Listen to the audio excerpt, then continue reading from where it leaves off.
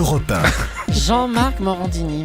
Et on va parler du fait média du jour aujourd'hui. C'est cette polémique autour de Jean-Luc Mélenchon et de TF1 dimanche. Le leader du Front de gauche est apparu au journal de 13h de TF1 devant une foule de manifestants à Paris. Or, en réalité, c'était une illusion d'optique, une mise en scène, une affaire dont va s'occuper le CSA. Alors, vous allez nous expliquer tout ça.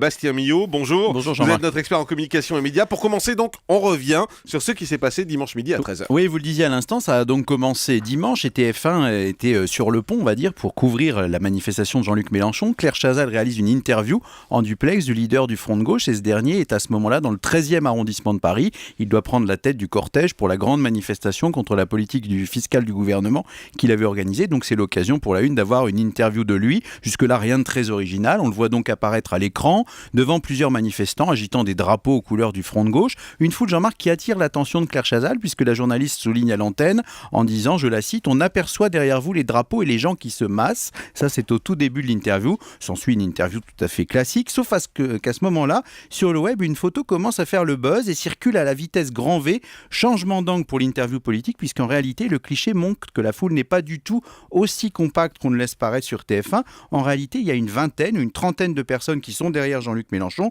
Pas de traces de cortège de manifestants, pas de foule, rien du tout. Une manière habile, si vous voulez, de faire masse derrière le leader du Front de gauche. Alors, on pourrait se dire que cette photo, c'est l'œuvre d'un militant hostile à Jean-Luc Mélenchon, mais il n'y a pas du tout. On la doit, cette photo, à Stéphane De Vries, qui était un journaliste. Il travaille pour plusieurs médias, parmi lesquels La Croix ou France 24. Et contacté par l'AFP, il s'est justifié, ce journaliste, en disant « J'ai été surpris de voir des manifestants arriver là, alors que la manifestation commençait plus loin, à environ 150 mètres. Puis j'ai vu que Mélenchon arrivait. C'était clairement une mise en scène. C'était flagrant. Il n'en fallait pas plus, Jean-Marc, pour que les photos fassent le buzz et ne soient utilisées pour évidemment dénigrer la manif de Jean-Luc Mélenchon. » Voilà, cette photo, si vous voulez la voir, on l'a mise sur jean-marc-morandini.com et vous verrez, c'est assez spectaculaire. Elle est prise d'un balcon. Elle est prise d'un balcon, oui, c'est ça, oui. et en même temps en hauteur. Voilà. En hauteur, et au même moment, vous avez l'image à la télé, on voit Jean-Luc Mélenchon avec beaucoup de monde, soi-disant derrière. Alors voilà pour les événements, ça c'était dimanche à la mi-journée.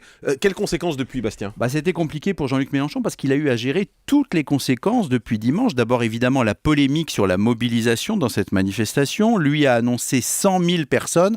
La police en a dénombré 7 000, donc déjà ça faisait un peu désordre. Ensuite, il y a eu la polémique évidemment sur le cadre proposé pour l'interview dans TF1. Et là, Mélenchon a repris ses fondamentaux de communicant en disant que la meilleure défense, c'était l'attaque. Il a tweeté dès la fin de l'après-midi « Aucun montage de TF1, diversion grotesque, le vrai trucage chez Valls ». On ne comprend pas tellement ce que ça vient faire ici. Journaliste, au lieu de régler des comptes, enquêté, du Mélenchon pur jus. Et ses lieutenants en ont profité pour enfoncer le clou en disant, l'un d'entre eux, « Ce que je note, c'est que ce montage a été très vite monté en épingle par des sites d'extrême droite. » Mais l'un des responsables du Front de gauche, qui s'appelle Alexis Corbière, a avoué peu après qu'il s'agissait bien en fait d'une opération de communication en disant « Les images ont une dimension politique, nous le savons bien. Pour présenter une manif, on n'allait pas faire l'interview dans une rue déserte. Il est donc logique d'avoir voulu donner une dimension militante aux images. » Voilà qui est clair. Évidemment, c'est un nouveau coup dur pour TF1, puisque vous en souvenez, la semaine dernière, la Une a été mise en demeure pour un reportage dans lequel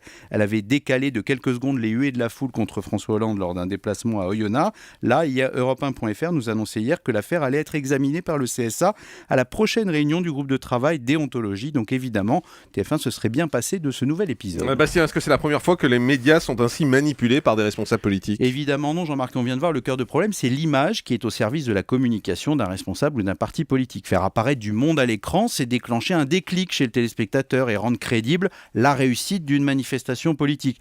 Tous les partis politiques veulent aujourd'hui maîtriser les images. Et vous vous en souvenez, lors de la campagne des présidentielles, on n'est jamais mieux servi par soi-même. L'UMP, le PS ou le FN fournissaient eux-mêmes aux médias les images des meetings, de manière à pouvoir évidemment donner clé en main des images plutôt avantageuses pour le candidat. On invite ici une tribune un peu clairsemée ou alors des militants à la mine patibulaire. C'est même devenu le miel de certaines émissions de télé. Le Petit Journal, évidemment, s'est fait une spécialité de décortiquer ces travers de notre vie politique. Tout ça, Jean-Marc, vous le voyez, entre champ et contre-champ.